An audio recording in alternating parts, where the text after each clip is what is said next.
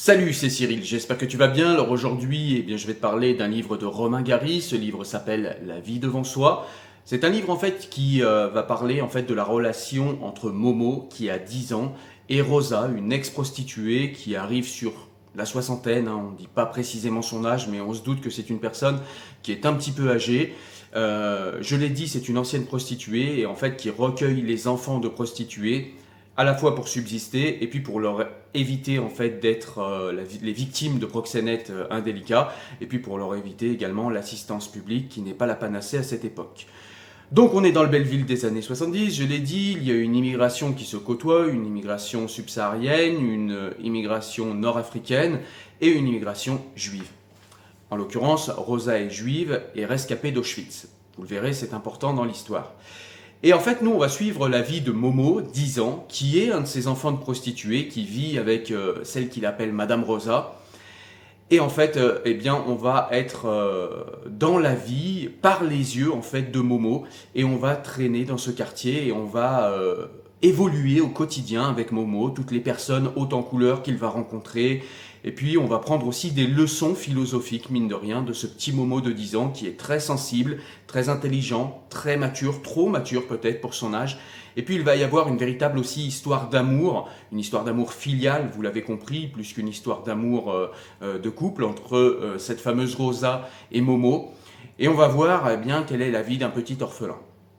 Donc c'est un livre en fait, je vous l'ai dit, qui va nous donner beaucoup de leçons, qui va traiter énormément de sujets. Il va nous parler de la vieillesse, il va nous parler des traumatismes dans la vie des gens, il va nous parler des orphelins, il va nous parler du jeune Momo qui grandit trop vite, pourquoi, comment, de sa sensibilité, comment elle est perçue par le monde dans lequel il évolue, qui est quand même le milieu de la drogue, de la prostitution, un milieu extrêmement violent où Momo apprend à évoluer de façon tout à fait normale, puisque lui ne connaît que ça, et il en tire des conclusions sur la vie, et c'est vraiment à la fois extrêmement touchant et extrêmement instructif. Je vous lis quelques citations, quelques réflexions de Momo, pour que vous compreniez un petit peu quels sont ces petits enseignements philosophiques qu'on va pouvoir déceler tout au long du livre. Un livre qui est extrêmement bien écrit, qui parle plus aux émotions qu'à l'intellect, mine de rien. Alors, est-ce l'enfant de foyer en moi qui peut-être a été sensible à ces choses-là? Mais je gage que chacun peut être sensible en fait à ce qui est déployé dans ce livre, tellement c'est bien fait. Allez, je vous lis quelques citations du livre, on est parti. Au début, je ne savais pas que Madame Rosa s'occupait de moi seulement pour toucher un mandat à la fin du mois. Quand je l'ai appris, j'avais déjà 6 ou 7 ans, et ça m'a fait un coup de savoir que j'étais payé. Je croyais que Madame Rosa m'aimait pour rien, et qu'on était quelqu'un l'un pour l'autre.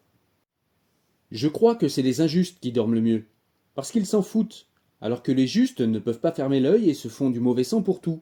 Autrement, ils ne seraient pas justes. Je pense que pour vivre, il faut s'y prendre très jeune, parce qu'après on perd toute sa valeur et personne ne vous fera de cadeau. Je voudrais aller très loin dans un endroit plein d'autres choses, et je ne cherche même pas à l'imaginer pour ne pas le gâcher. Monsieur Hamill dit que l'humanité n'est qu'une virgule dans le grand livre de la vie, et quand un vieil homme dit une connerie pareille, je ne vois pas ce que je peux y ajouter. L'humanité n'est pas une virgule, parce que quand Madame Rosa me regarde avec ses yeux juifs, elle n'est pas une virgule, c'est même plutôt le grand livre de la vie tout entier. Après, j'ai essayé de me faire remarquer autrement. J'ai commencé à chaparder dans les magasins, une tomate ou un melon à l'étalage. J'attendais toujours que quelqu'un regarde pour que ça se voie. Lorsque le patron sortait et me donnait une claque, je me mettais à hurler. Mais il y avait quand même quelqu'un qui s'intéressait à moi. Une fois, j'étais devant une épicerie et j'ai volé un œuf à l'étalage. La patronne était une femme et elle m'a vu. Je préférais voler là où il y avait une femme, car la seule chose que j'étais sûr, c'est que ma mère était une femme. On ne peut autrement. J'ai pris un œuf et je l'ai mis dans ma poche. La patronne est venue et j'attendais qu'elle me donne une gifle pour être bien remarquée. Mais elle s'est accroupie à côté de moi et elle m'a caressé la tête. Elle a même dit « Qu'est-ce que tu es mignon, toi ?» J'ai d'abord pensé qu'elle voulait avoir son œuf par les sentiments, et je l'ai bien gardé dans ma main, au fond de ma poche. Elle n'avait qu'à me donner une claque pour me punir, c'est ce qu'une mère doit faire quand elle vous remarque. Mais elle s'est levée, et elle est allée au comptoir et elle m'a donné encore un œuf. Et puis elle m'a embrassé. J'ai eu un moment d'espoir que je ne peux vous décrire parce que ce n'est pas possible. Je suis resté toute la matinée devant le magasin à attendre. Je ne sais pas ce que j'attendais. Parfois la bonne femme me souriait, et j'étais là, avec mon œuf à la main. J'avais 6 ans ou dans les environs, et je croyais que c'était pour la vie, alors que c'était seulement un œuf. Je suis rentré chez moi et j'ai eu mal au ventre toute la journée. Moi, la vie, je ne vais pas lui lécher le cul pour être heureux. Moi, la vie, je ne veux pas lui faire une beauté. Je l'emmerde.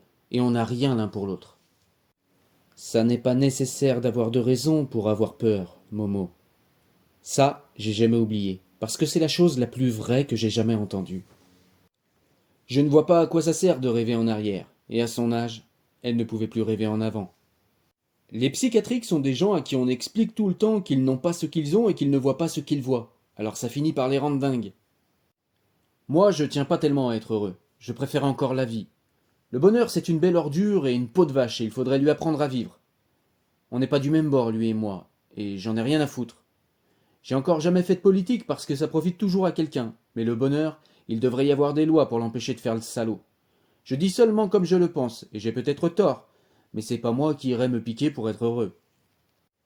Ça m'a remué et j'ai été pris d'une violence, quelque chose de terrible. Ça venait de l'intérieur, et c'est là que c'est le plus mauvais. Quand ça vient de l'extérieur à coups de pied au cul, on peut foutre le camp. Mais de l'intérieur, c'est pas possible. Quand ça me saisit, je veux sortir et ne plus revenir du tout et nulle part. C'est comme si j'avais un habitant en moi. Je suis pris de hurlements, je me jette par terre, je me cogne la tête pour sortir. Mais c'est pas possible, ça n'a pas de jambes, on n'a jamais de jambes à l'intérieur. Moi, ce qui m'a toujours paru bizarre, c'est que les larmes ont été prévues au programme. Ça veut dire qu'on a été prévu pour pleurer. Il fallait y penser. Il n'y a pas un constructeur qui se respecte qui aurait fait ça. Voilà donc un livre véritablement émouvant, un livre vraiment voilà, qui fait plaisir de lire, qui est émaillé d'humour malgré la violence de ce qu'il raconte. C'est un livre qui est émaillé d'humour tout le long. Donc ça aussi c'est vraiment agréable à la lecture, vous verrez. Donc voilà, un livre que je vous conseille, Romain Gary, c'est un grand auteur que tout le monde connaît. Romain Gary, La vie devant soi. Un livre à lire impérativement en 2022. Merci à vous, à très bientôt.